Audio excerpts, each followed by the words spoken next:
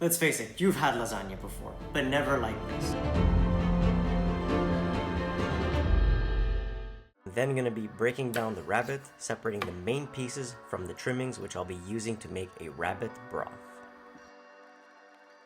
While the stock is doing its thing, we're gonna be moving on to the marinade.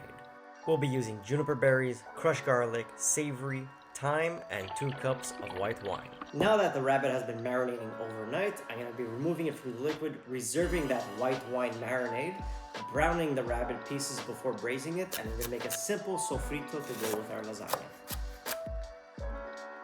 I'll then be patting it dry before seasoning it, browning it, getting as much color on high heat before removing it, adding in our vegetables, pouring in our now clarified white wine marinade, throwing back the meat with our homemade rabbit stock, braising it in the oven at 375 for about 2 hours.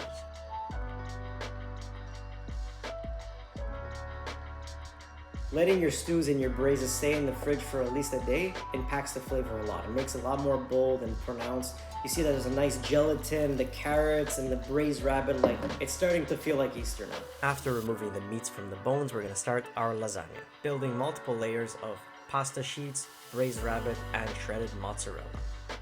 We're gonna be cooking it at 375, first for half an hour with the tinfoil, and then another 30 minutes without the tinfoil to get that nice gratiné look. Yeah, the white wine, the thyme, the savory that we put in the marinade, then you have the little sofrito with the carrots that bring that nice Easter vibe. It's so tender, the rabbit, it just falls apart. The cheese in between and the crustiness on top, honestly, by far one of my best pasta dishes. If you've not only enjoyed the video, but have tried the recipe at home yourselves, let me know in the comment section below. And if you'd like to see some other similar recipes, other pasta dishes, check one of these above, and I'll see you in the next video. Happy Easter and bon appetit!